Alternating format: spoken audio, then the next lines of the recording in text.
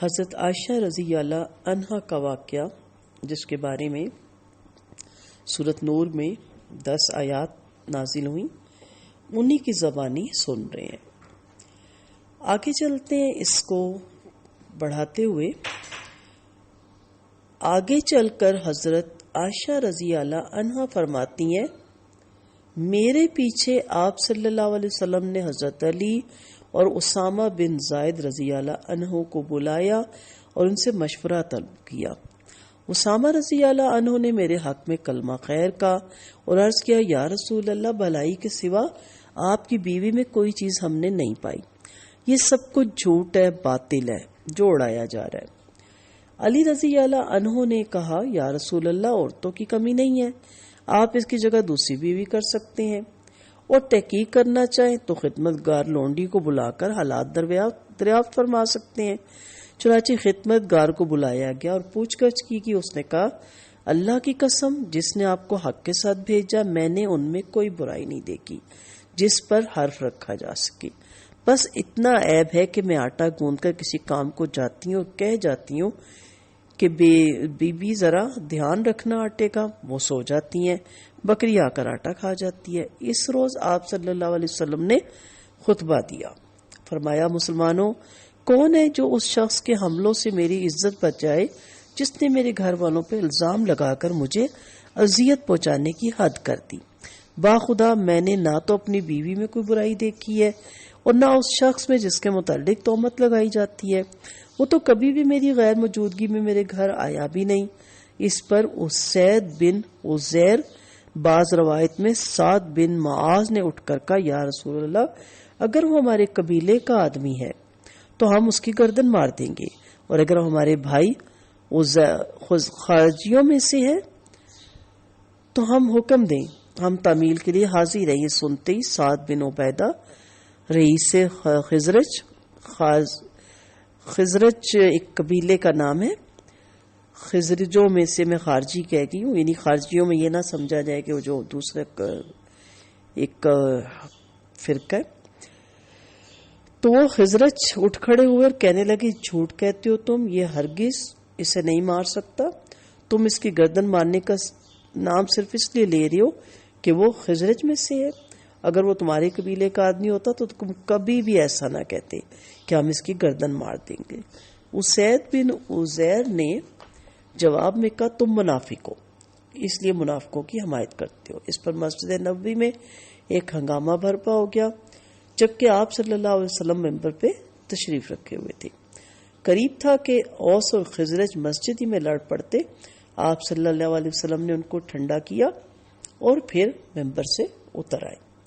حضرت عائشہ کی قصے کی باقی تفصیلات انشاءاللہ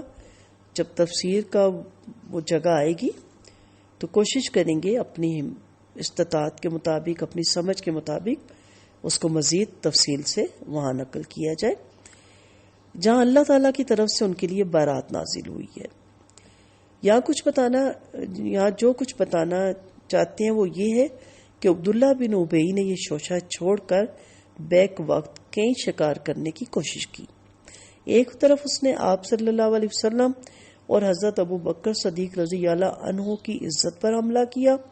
دوسری طرف اس نے اسلامی تحریک کے بلند ترین اخلاقی وقار کو گرانے کی کوشش کی، تیسری طرف اس نے یہ ایک ایسی چنگاری پھینکی تھی کہ اگر اسلام اپنے پیروں کی کایا نہ پلٹ چکا ہوتا تو مہاجرین اور انصار اور خود انصار کے بھی دونوں قبیلے آپس میں لڑ پڑتے۔ تو اس لیے یہ ساری بات جس کے بارے میں آگے انشاءاللہ جب ہم تفسیر کریں گے تو ساتھ ساتھ اس کو پھر ہم ڈسکس بھی کریں گے۔ یہ وہ حالات ہیں جن میں پہلے حملے کے موقع پر سورۃ احزاب کے آخری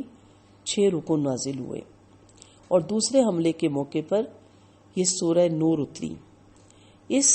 پس منظر کو نگاہ میں رکھ کر ان دونوں صورتوں کا ترتیب وار مطالعہ کیا جائے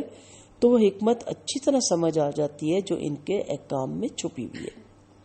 منافقین مسلمانوں کو اس میدان میں شکست دینا چاہتے تھے جو ان کے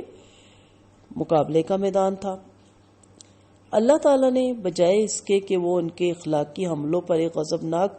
تقریر فرماتا یا مسلمانوں کو جوابی حملہ کرنے پر اکساتا،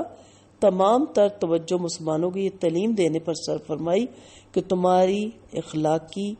جو محاذ ہیں، جہاں جہاں رکھنے موجود ہیں، انہیں بھرو اور اس محاذ کو زیادہ مضبوط کرو۔ ابھی آپ دیکھ چکے ہیں کہ نکاح زینب کے موقع پر منافقین اور کفار نے کیا طوفان اٹھایا تھا۔ اب ذرا سورت احزاب نکال کر پڑھیے، وہاں آپ دیکھیں گے کہ ٹھیک اسی طوفان کا زمانہ تھا جبکہ معاشرتی اصلاح کے متعلق حزب ذیل ہدایت دی گئی۔ یہ جو ہدایات دی گئی انشاءاللہ یہ بڑی تفصیل طلب ہے، لیکن ایک مختصر سی ہدایات کی جو پوائنٹ ہے وہ میں اگلے لیکچر میں آپ کو بتاؤں گی، اور ان کو نوٹ کر لیجیے گا تاکہ یہ ہدایات آپ کے کام آئیں، اور ان ہدایات کو ہمیں اپنے گھروں میں بھی لاگو کرنا ہے۔ جب ہم ان ہدایات پر چلیں گے تو مخالفین کو، دشمنان دین کو موقع ہی نہیں ملے گا کہ وہ اس طرح کی